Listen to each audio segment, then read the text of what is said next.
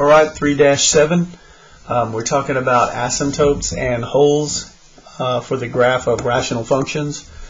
And so the first example that we're going to look at is f of x equals to 1 over x.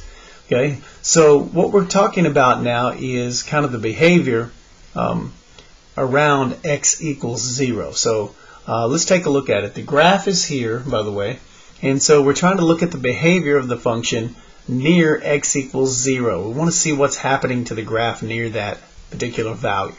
Alright, so f of x approaches negative infinity as x approaches 0 from the left. There's a tiny minus there, it's hard to see.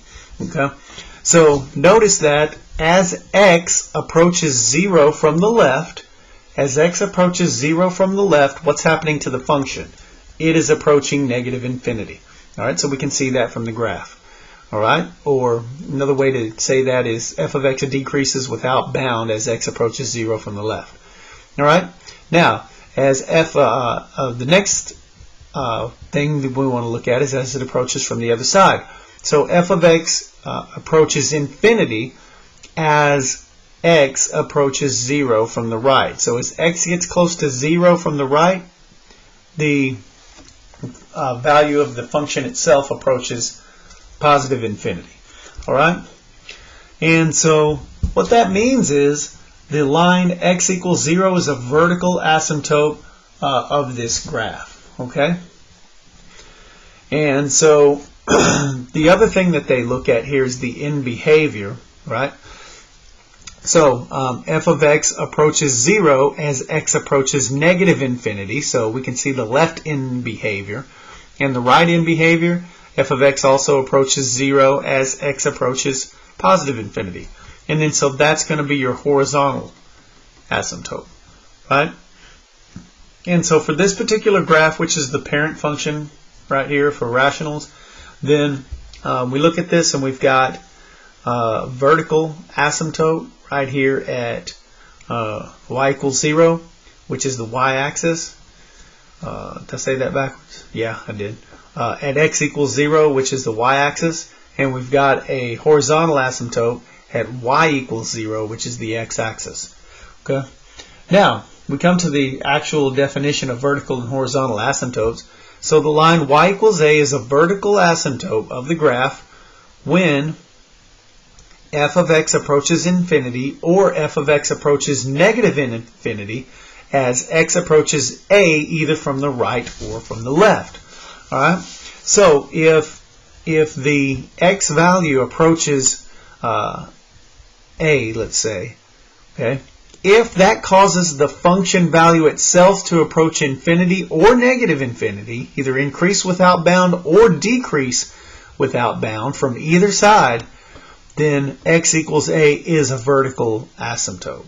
Then likewise, the line y equals b is a horizontal asymptote if when f of x approaches b, okay, as x approaches infinity or x approaches negative infinity. And so here for horizontal asymptote, you're looking at the end behavior. If the function approaches the value as x goes to positive infinity far right or negative infinity far left, then that's a horizontal asymptote. Alright? So there you go. Okay? One thing I want to point out with asymptotes too is that notice it's dependent upon the far end behavior, right? The far end behavior, or if it actually approaches the value, because there are certain cases where the graph can actually cross the horizontal asymptote, you know, once or even a few times before it goes out and approaches it at either close to infinity or as x approaches the negative infinity. So there are some cases of that. All right, just keep in mind. All right, now this next little chart that they give you here is how you can determine what the horizontal and the vertical asymptotes are from the function.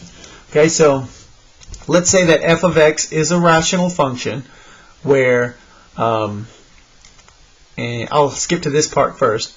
So you've got a polynomial, right? for your numerator, and you've got a polynomial for your denominator, right? So each one of the terms, of course, has a certain power, right?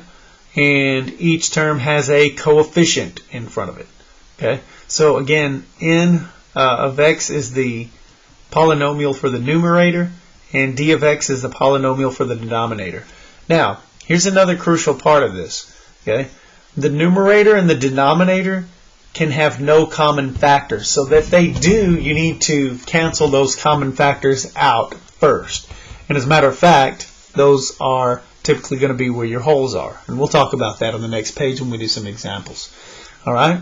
So, here is the first thing that we come to. The graph of f has vertical asymptotes at the zeros of the denominator. So if you take that denominator, set it to 0, and solve it, those will be your vertical asymptotes. All right? So that's a quick check for vertical asymptotes, zeros of the denominator. Horizontal asymptotes take a little more work to check, though, because there are several different conditions. All right? So the graph, first of all, the first thing to note is the graph has at most one horizontal asymptote. All right?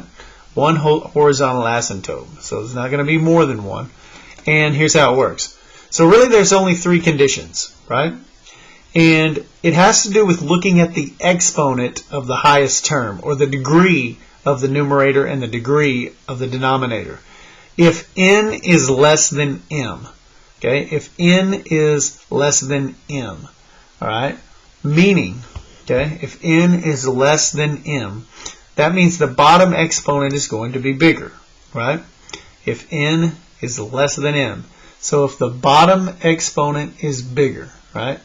If the bottom exponent is bigger, okay, then the graph has the line y equals 0, which is the x-axis, as the horizontal asymptote, right? Okay. So again, if the bottom number is bigger here, the bottom number is bigger, okay, then you're going to have y equals 0 as the horizontal asymptote.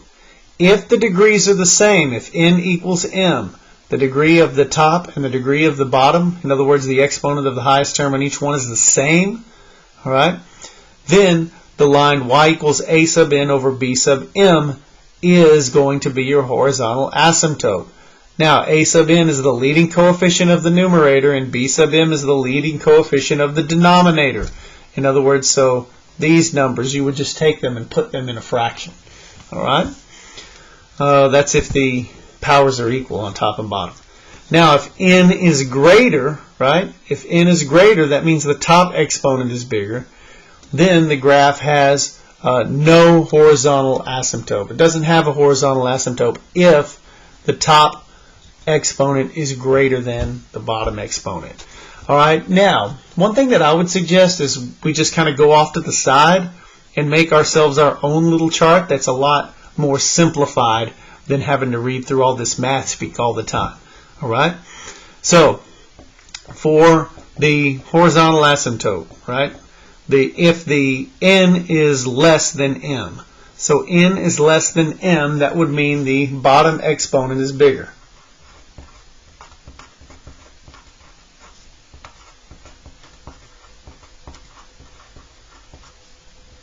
Bottom exponent is bigger.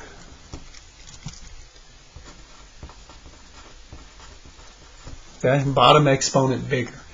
Well, if the bottom exponent is bigger, right, then y equals 0 is the horizontal asymptote. Y equals 0 horizontal asymptote. All right? So we're just simplifying the rules here. Number 2, or B, I should say. If they're equal, If they're equal, then what have we got? Well, if they are equal, then y equals a sub n over b sub m is your horizontal asymptote. You take those leading coefficients and make a fraction out of them. Okay? That would be your horizontal asymptote. Now, what if n is greater than m? That means that the top exponent is bigger.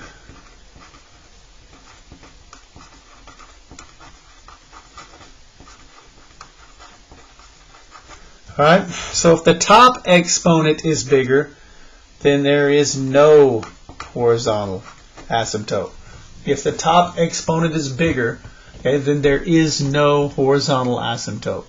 Right? That's if the top exponent is bigger. So that just kind of simplifies what's stated here in this box, and that'll help us to maybe answer some of the questions that we're going to be faced with a little more easily. Okay? And so, matter of fact, let's look at some of those problems now. And so they're asking us to find all the asymptotes and the holes. Okay? Now, first thing that you want to check is you want to check to make sure that this is simplified. Right? In other words, it's in its simplest form already, because remember what some of the conditions were here. These two, numerator and denominator, they should have no common factors in order for us to find these asymptotes. And in this case, they don't. There is nothing more I could do here to factor out and make anything cancel out. So it is already in a fully simplified form, no common factors. All right, no common factors. So we're good here to go ahead and begin. The first thing that we'll analyze is the vertical asymptotes. Now remember, for the vertical asymptotes, what are they? The vertical asymptotes are at the zeros of the denominator. So I want to find the zeros of this denominator, which means I'm going to go off to the side and I'm going to set the denominator 3x squared plus 1 equal to 0. 3x squared plus 1 set it equal to 0. And so find those zeros of the denominator, and then I'll have myself the equations for the vertical asymptotes. Alright, so let's go ahead and solve it. I've got 3x squared equals to negative 1.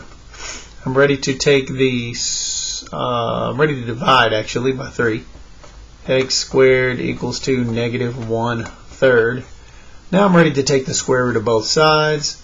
And so we can see very quickly here I'm taking the square root of a negative number, and that we know that that has no real solution. Alright, so there's no real solution to this particular equation. So what does that mean for my vertical asymptotes? That means there are none. Okay, no vertical asymptotes for this particular one. Okay, why? Because there's no solution to this equation. Now I know we have just been talking about complex numbers, and so, well, why can't we just call square root of negative 1I plus or minus the square root of 1/3 I guess you could say, but remember that's a complex solution, and we graph on a real number line system, and so there would be no way to graph it. So since there's no way to graph it, then there is no vertical asymptote. Alright? What about horizontal asymptotes? Let's look at that one and see. Alright, so here's what we got. The degree of the numerator is 1. The degree of the denominator is 2. So what that means is the bottom is bigger. Alright, so the bottom exponent is bigger. And so if the bottom exponent is bigger, what's my horizontal asymptote? Y equals 0. So see how my simplified chart from all of this kind of helped me out? So I don't have to go back through this big thing every time. So I just got it right here. Bottom exponent bigger, y equals 0. That's my horizontal asymptote. Done. Y equals 0. That's your horizontal asymptote right there. Okay? Alright. What else do we need to find? Well, it asks us also to find the holes. And so let's talk about the holes. Remember, the holes are created by things canceling out from the top and the bottom, and since there were nothing to cancel out, then there are no holes in the graph. Holes, none. Okay, and so now we are finished. Okay, one thing that might be helpful for us now at this point is to go through and graph this on our graphing calculator, just to kind of verify that all the information we got here was correct. And so let's go through it and see what we got here. So I'm going to plug this in. Y equals, let's make a fraction here, and on the top I'm going to have 2x, and on the bottom of my fraction I'm going to have 3x squared plus 1. Alright, so let's see what we're looking at here. Okay, so when I go through and I look at this thing here, Then, of course, vertical asymptotes, we don't see any. Horizontal asymptotes, we also have the horizontal asymptote as y equals 0, right? And then there are no holes in the graph. Now, remember what I said earlier about sometimes with the horizontal asymptotes, the graph actually hits that line of the horizontal asymptote, which does happen right here at 0. Okay, but remember, it's the end behavior that determines the asymptote. Okay, so even though if it crosses that vertical asymptote a couple of times, the question is what's happening at the end behavior. That's what determines the asymptote, not how many times it crosses it over here at some sort of a short interval. Okay, remember, it's the end behavior that determines the horizontal asymptotes. All right, so that graph just kind of verifies that the information that we got was correct. So in this particular problem, no vertical asymptote, horizontal asymptote y equals 0, and there were no holes because there was nothing that canceled out. All right, let's try another one. Okay, so on this one again, find all, it's the same directions. And so remember, the first thing that we want to do is, okay, we want to make sure that this condition is met. There are no common factors between the numerator and the denominator. I can't start finding my asymptotes until I am sure that I don't have any common factors. And on this one actually can factor on the top and the bottom, so let's go ahead and write it out and see if there is in fact anything that does cancel. And so we'll go x on x and x, and on top x squared, so I need negative 2 here. The only way I can get that is a positive times a negative. And so 2 times 1 is negative 2 there. And I get positive x in the middle, so we're good on that one. Let's go to the bottom and see if we can factor that one out. And so I need negative 6. Again, I got a plus and a minus here. And so I need to get negative 6, but at the same time I need to get negative x in the middle. So I would say that would be 2 times 3. And it does check out correctly. Now, here's the deal. I got an x plus 2 and an x plus 2 that will cancel out here. So now, since I've canceled this out, there are no common factors between the numerator and the denominator, I can now use this result to determine my asymptotes. So let's go with vertical asymptote. All right, so remember, to determine the vertical asymptote, then that's the 0 of the denominator. Well, x minus 3 equals 0, then that solution would be x equals 3, meaning x equals 3 is a vertical asymptote. X equals 3 is a vertical asymptote. All right? So now, next thing that we want to look at is we want to determine the horizontal asymptote. Okay, horizontal asymptote, again, is determined by the powers, right? The powers of the numerator and the denominator. They happen to be equal this time. They're both 2. Well, what do we need to do? If they're equal, then the horizontal asymptote is the fraction a sub n over b sub n, which is the leading coefficient of the numerator divided by the leading coefficient of the denominator. Well, what's the leading coefficient of the numerator? 1. What's the leading coefficient of the denominator? 1. Well, what's 1 divided by 1? My horizontal asymptote is y equal 1. So there you go. Now, we also need to discuss any holes that might be present here in this graph. And there is one this time because I did have to cancel something out. And so once I go here to cancel this out, then my hole is going to be right here at x equals negative 2. X equals negative 2 would be my hole because I cannot put negative 2 into the original equation. It would force me to divide by 0, which means that there's no value or no function value for that particular value of x. It's not in the domain, in other words. So if it's not in the domain, it definitely can't be a part of the graph. All right? And once again, helpful here to go in and just take a quick look at the graph to verify the information that we've gotten here. And so I'll just go into the top and redo that one. And we'll call it x squared plus x minus 2. Let's go into the bottom and make the adjustment there. We will call that x squared minus x minus 6. All right. Okay, so now let's take a look here at the information that we've got and just verify that it is the same information. So my vertical asymptote is at x equals 3. X equals 3. All right, so let's just go in here and see if that's the case.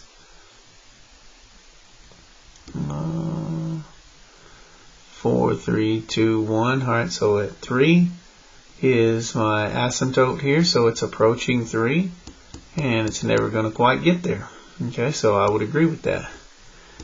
Okay, so x equals 3. That is my asymptote. All right. Let's see here. Horizontal asymptote at y equals 1. So here's y equals 1, and then that is the value that the graph gets closer and closer to.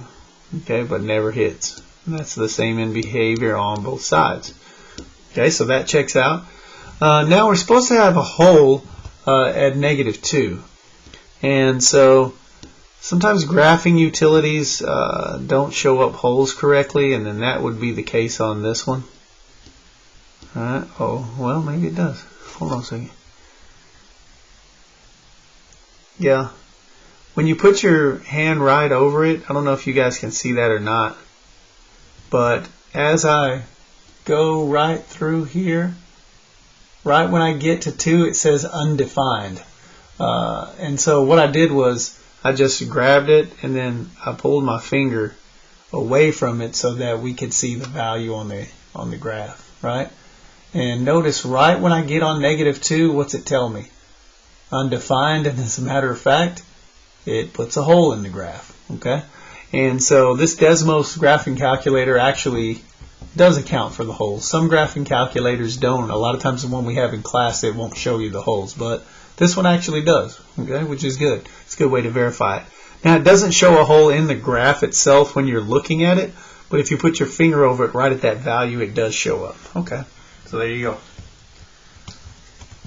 Okay, one more for us to try, and that is going to be this example. So remember, the first thing that we want to do is we want to see if there's anything that cancels out. They should have no common factors before we start trying to find the asymptotes. And so let's see, what we can do here is we can try to factor the top first. And so when we do, I'm going to put a 2x here, and I'm going to put an x here, so that'd give me 2x squared. And so now I need to think about this a little bit. I'm looking for two numbers that will multiply together to give me 16, but at the same time, this times this combined with this times this give me a -12 in the middle. All right, so if this is going to be a plus, it's either got to be a positive times a positive or a negative times a negative. We know it's the latter of the two because of the fact that my middle term is negative. That's the only way my middle term would be a negative. All right, now I've got some choices for 16. I could go 4 times 4. Let's see what that gives me. 4 in both places, that'd be -4x minus 8x. And let's see here. 4 times 4 is 16, so 4, let me see, that'd be 4x minus 8x.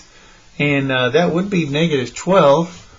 Let me see here if that's going to give me the right thing or not. Just do some double checking here.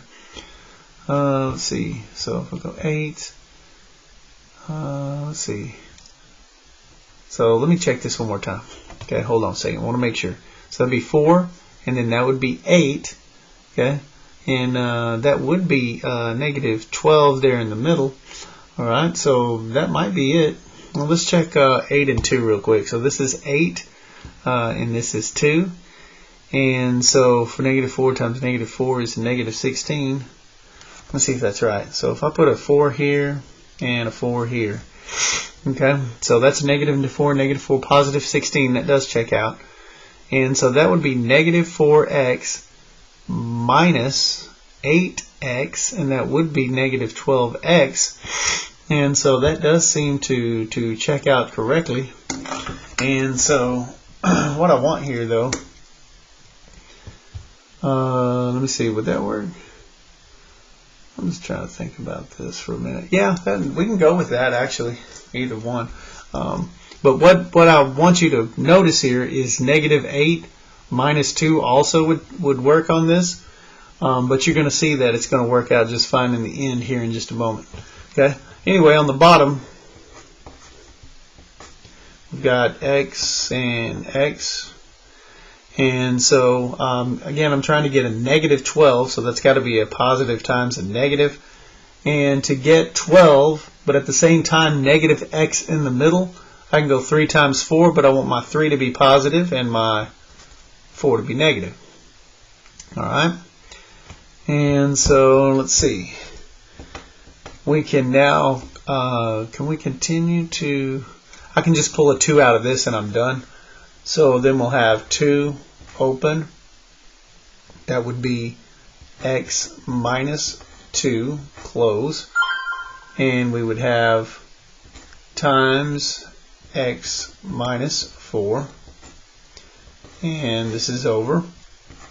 X plus 3 times x minus 4. And so now we do have some canceling that we can take care of here. And so I'm going to go ahead and cancel that part out. And one thing I want you to notice is if you did go 8 and 2 here, you would still be canceling out the same thing, because if I went 8 here and I went 2 here, I would still be able to pull a 2x out of here, and then it would still be an x minus 4 here, and then an x minus 2 here. So either way, it factors both ways, and you would still be able to get the same answer actually. All right. Let's see here. So now that we've got this canceled out to where there are no common factors, let's go vertical asymptote. I'm trying to find the vertical asymptotes. Now remember, the vertical asymptote would be the zeros of the denominator. In this case, it's going to be x equals to negative 3. X equals to negative 3. All right, so we're good there. Horizontal asymptotes now we're going to be looking at. And remember, the horizontal asymptotes, we've got to take a look at the power, right? We've got to take a look at the power. And so when you're looking at the power of these two things, the power is 2 and 2, right? So the power is equal, right? Power is equal. And so if the power is equal, what does it say that we need to do? Well, if the power is equal, I need to go a sub n over b sub m. A sub n over b sub m. And so when we're looking at that, and we're going through and taking a look at that, then what we've got here is the coefficients of what we've got that's left here. And so the coefficient here is going to be 2, and the leading coefficient on the bottom here is going to be 1. So 2 divided by 1 makes 2, and so that's going to be y equals to 2. And so remember, you're going to be looking at what you've got left after the canceling has taken place, because remember, you want to ensure that the numerator and the denominator have no common factors. So really, I should multiply this back out to 2x minus 4 so that I can see that the leading coefficient here is 2. And the leading coefficient here is 1, so that it's not hidden from us, is what I want to kind of emphasize there. But in either case, y equals 2, that's going to be your horizontal asymptote. Now we do have some holes, or just one I should say, and that's at x equals 4. Alright, so there you go. Okay, so again, just to kind of recap, we're going to be finding vertical asymptotes, horizontal asymptotes, and holes in this section, and that's kind of what your problems are going to entail. Now you can go take your quiz.